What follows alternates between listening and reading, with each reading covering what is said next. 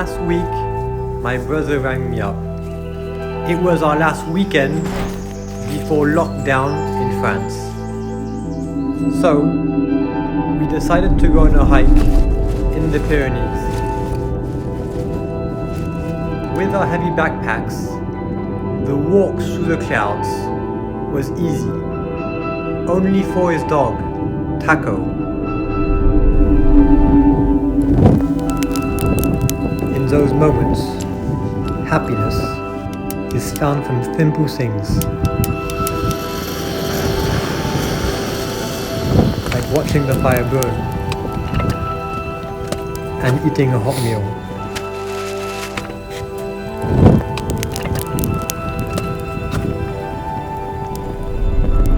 Waking up in the cold morning, I realize how we can be so easily trapped away from nature as we're so used to living in our comfortable homes.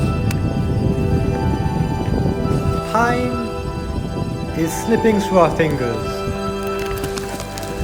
Most of it is taken up by work, and plenty is spent on our smartphones, living other people's adventures. They must not replace our own experiences, but instead inspire us to live more of our own.